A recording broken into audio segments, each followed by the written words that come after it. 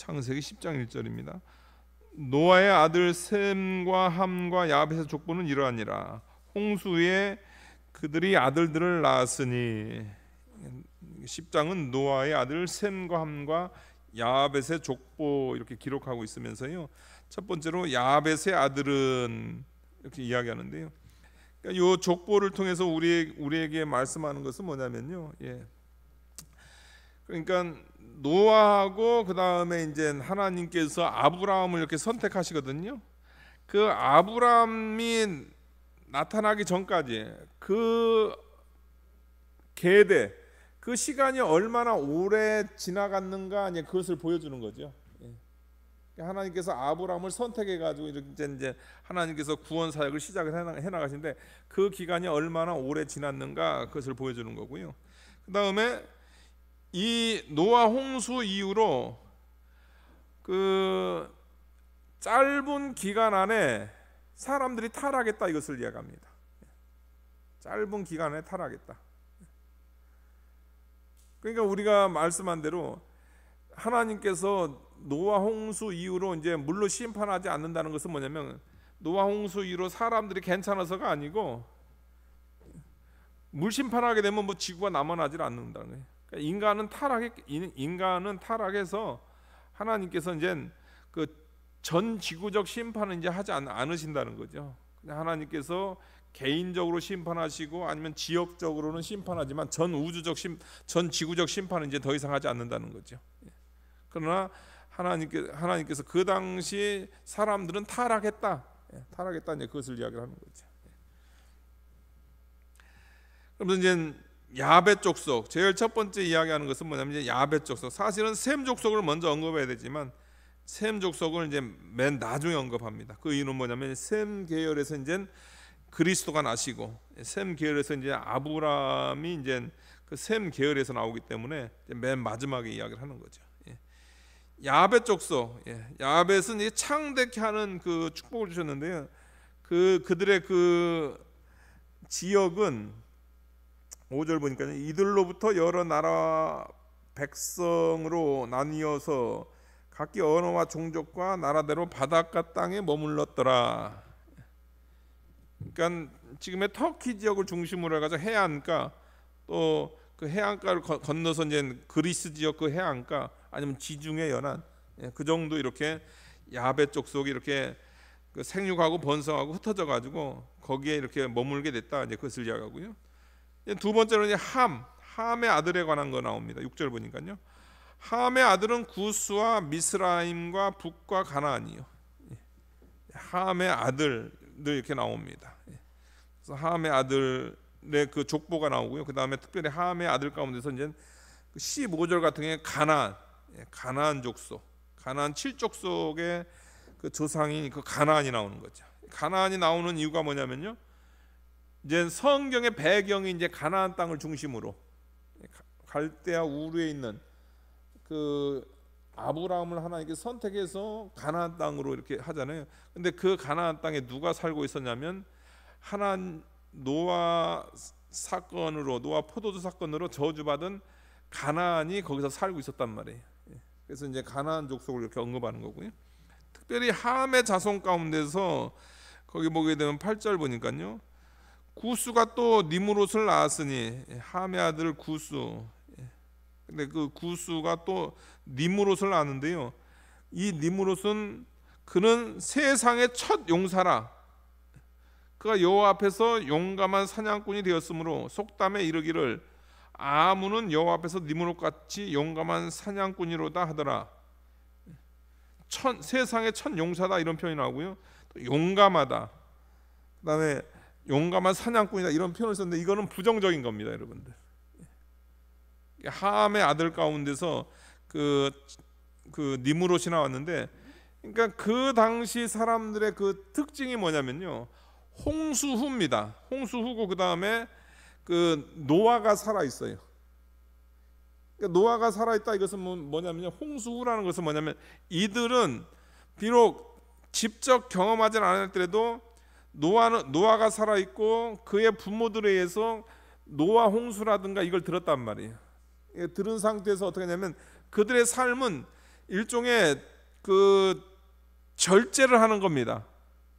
그러니까 함부로 이렇게 다른 사람에 군림하려고 하지 않아요.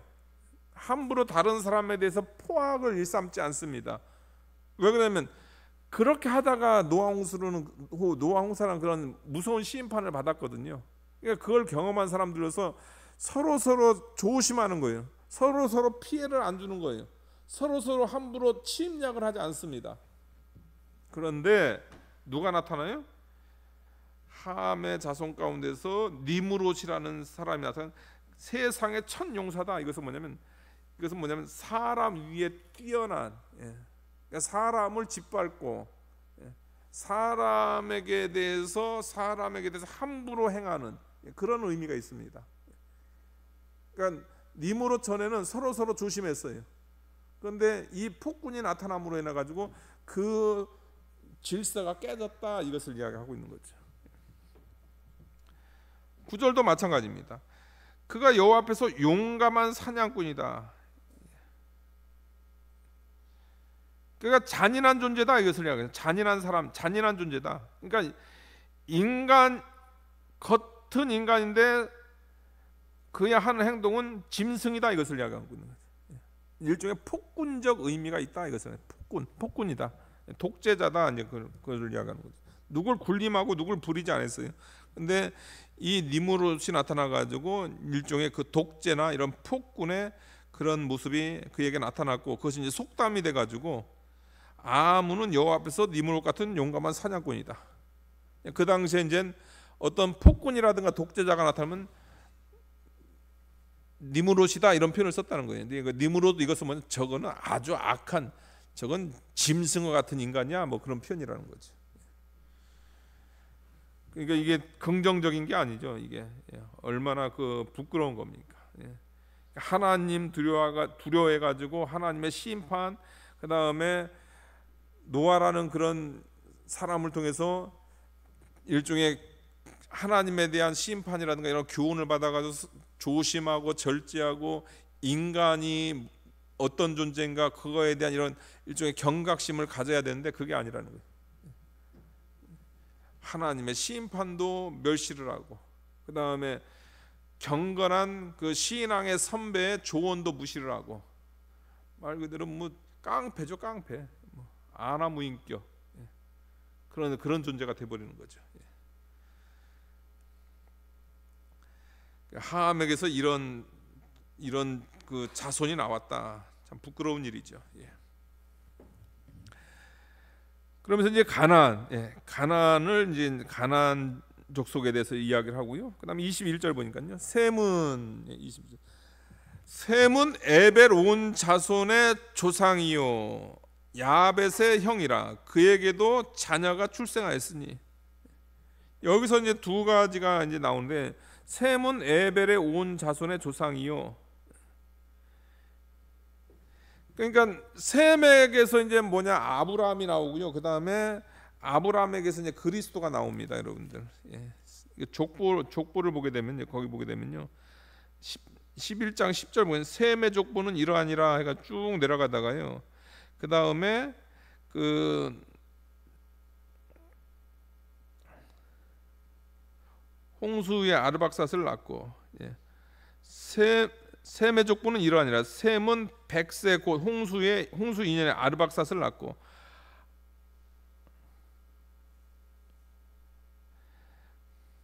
그 15절 보니까요, 에벨을 낳은 후 403년을 지내며 자녀를 낳았으며, 에벨이 나오죠. 이것은 뭐냐면 여러분들, 그 셈의 자손이 많은데 그 셈의 자손 가운데서 하나님께서 누구를 선택하냐면은 하나님께서 에벨을 선택했다는 거예요. 그러니까 셈의 자손이 다 일종의 그 그리스도의 족보에 참여하는 게 아니라는 거죠, 여러분들. 셈의 자손, 여러 자손들 가운데서 이제 하나님께서 누구를 선택했냐면 에벨을 선택했고, 또 이렇게 쭉 족보를 타고 내려가다가 셈의 자손 가운데서 하나님께서 아브라함을 선택을 하는 거죠. 그러면서 이제 하나님께서 이제 또 이렇게 쭉 내려가고 거기서 이제 다윗이 나오고 그다음에 거기서 쭉 내려가면 이제 예수 그리스도가 출생을 하는 거죠. 셈의 계열에 들어가는 건 좋긴 한데 그렇다고 해서 셈의 계열이라 해가지고 다 구원받은 계열이 아니다. 구원은 뭐냐면 하나님의 선택입니다. 하나님의 선택이 예수 구원받는. 하나님 왜 선택했냐고. 하나님 왜 선택한? 그건 하나님의 그분의 선하신 뜻입니다. 하나님 누구는 불태이고 누구는 선. 그럼 우리가 할 수가 없어요. 그분 조물주께서 그렇게 하시는 거예요. 창조주께서 그분의 선하신 뜻대로 그분이 그러니까 어떤 거는 진흙 한 덩을 어떤 거는 귀 쓰는 그런 그분이 만든 거고요. 하나는 천하게 쓰는 그래서 그분이 만든 거예요. 그러니까 하나님께 뭐라고 할 수가 없습니다. 나를 선택해 주신 그 은혜에 감사할 뿐이죠. 악인들이 불택자들이 자신을 불택했다 하나님께 자신을 불택했다고 하나님께 뭐라고 하지 않습니다. 불택에 대한 의식도 없이 살아가는 거죠. 그러니까 하나님께서 셈의 계열 가운데서 에벨을 하나님께서 선택하셔서 하나님의 그 족보에 하나님께서 이렇게 기록하게 하셨다. 그것을 이야기하고요. 그 다음에 셈은 에벨의 온 자손의 조상이요 야벳의 형이라. 그에게서 자녀가 출생한 야벳의 형이라.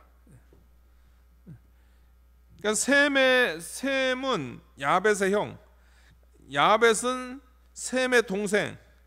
원래 그 삼형제잖아요, 여러분들. 셈과 함과 야벳. 그런데 형제 애를 누구에게만 허락했냐면 셈과 야벳에게만 허락했어요. 그러니까 이 함은 하나님께서 그는 이제 떨어져 나가게 한 거죠. 그러니까 혈통적으로는 형제지만은 그에게는 이런 그 형제애에서는 그가 그 하나님께서 그 형제애를 이제 박탈시키는 그런 일종의 하나님께서 그 저주가 그대로 임하게 된 거죠. 또 하나님의 은혜로 이제 이 야벳은 다시 셈의 계열에 연합을 하는 그리스도로 말미암아 연합되게 되는 그런 은혜를 받은 거죠. 그리고 신약에 가서는 이제 어떻게 되냐면 이제 신약 시대는 그러면 안 돼요, 여러분들. 신약 시대에 가가지고 셈과 야벳의 계열은 구원을 받고 그 다음에 함의 계열은 구원 못 받는다. 그러면 안 돼요, 여러분들. 신약 시대는 여러분들 믿음으로 누구나 다 구원받는 겁니다. 신약 시대는 믿음으로 다 구원. 그가 이렇게 조상으로 올라가면 함 계열에도 믿으면은 구원받는 거예요. 함 계열도 믿으면 구원받는 거고 조상이 아브라함이라 해도 믿지 않으면은 구원 못 받는 거예요. 다 믿음으로. 신약 시대는 어떤 한 계열을 제외시키지 않고 신약 시대는 그것을 다 오픈했다. 우리가 그것을 이 말씀을 통해서 우리가 알 수 있는 겁니다. 25절 보게 되면요. 에벨은 두 아들을 낳고 하나의 이름은 벨렉이라 하였으니 그때 세상이 나누었으며 벨렉의 아우의 이름은 욕단이며. 에벨의 아들 가운데 특별히 이렇게 벨렉을 이렇게 언급한 것은 뭐냐면요. 이 벨렉 이 시대에 어떤 일이 일어났는가? 그것은 뭐냐면 바벨탑 사건이 일어났다 아니에요. 그것을 이야기하는 바벨탑 사건으로 인해 가지고 벨렉 시대에 이제 세상이 나뉘는 그런 일이 있었다. 그것을 이야기하고 있습니다. 32절 보니까요. 이들은 그 백성의 족보에 따르면 노아 자손의 족속들이요 홍수 후에 이들에게서 그 땅의 백성들이 나뉘었더라. 하나님께서 긍휼을 베풀어 주셔서 하나님께서 또 하나님께서 축복해 주셔가지고 짧은 기간 안에 이 삼형제를 통해서 하나님께서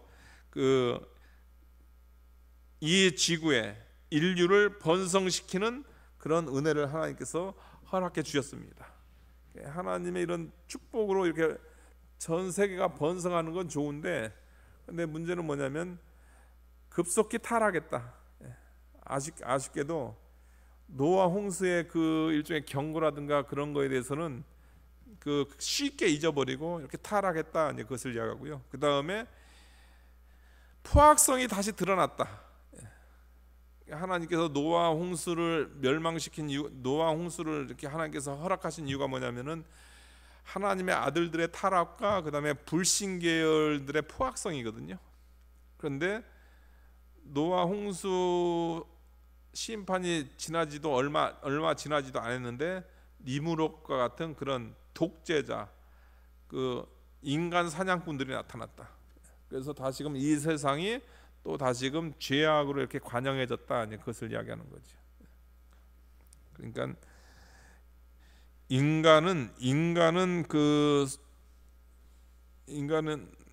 인간을 바라보면 안 돼요, 여러분들. 인간에게는 소망이 없습니다.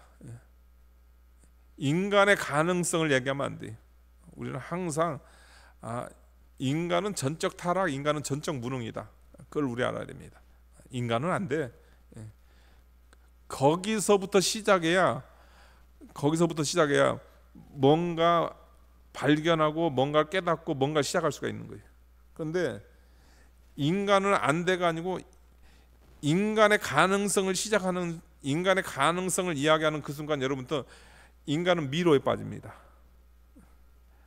아니, 할 수 있다, 인간이 할 수 있다 하게 되면 그게 더 좋은 거 아니에요, 여러분들? 얼마나 긍정적이에요. 뭔가 에너지가 있어 보이잖아요. 그런데 여러분들 할 수 없는데 할 수 있다고 하게 되면 더 그 희망이 사라지는 거예요. 할 수 없는 건 할 수 없는 거예요. 인간이 전적 타락했기 때문에 인간은 안 된다 해서 출발해야 돼요. 인간은 안 된다 해서, 인간은 전적 타락한 죄인이다 해서 출발해야 됩니다. 그럴 때 인간은 인간으로 인한 그 일종의 부조리라든가 인간으로 인해서 죄인인 인간에서 나타나는 그를 예방을 할 수가 있는 거죠. 근데 인간의 그 전적 부패를 인정하지 않으면요, 계속 문제를 안고 나아가는 거예요. 그 문제를 해결 못 합니다. 우리는 항상 인간은 안 된다. 그러나 믿음은 된다. 예수님은 된다. 우리가 그렇게 신앙생활을 해야 되겠습니다. 기도하시겠습니다. 거룩하신 하나님 아버지, 노아 홍수가 난 지가 얼마 되지 않고 노아가 눈 시퍼렇게 뜨고 살아있지만은, 그러나 그 시대는 타락했고 노아 홍수를 잊었고 그 다음에 폭군이 나타났습니다. 다시 노아 홍수로 심판받을 수밖에 없는 그런 상황 가운데 있었지만 하나님께서 불쌍히 여겼고 하나님께서 긍휼을 베풀었고 또 자손은 번성해 나갔습니다. 하나님 아버지, 우리가 인간을 바라볼 때 인간에게는 소망이 없고 오직 하나님께 대한 믿음, 하나님의 선택만이 우리가 하나님을 바로 알고 우리가 하나님께 그 참 신앙을 우리가 드릴 수 있습니다. 우리를 구원해 주신 그 은혜에 늘 감사 감격하면서 우리가 하나님의 선택을 받은 백성으로서 경건하게 살 수 있도록 축복하여 주시옵소서. 예수님의 이름으로 기도하옵나이다. 아멘.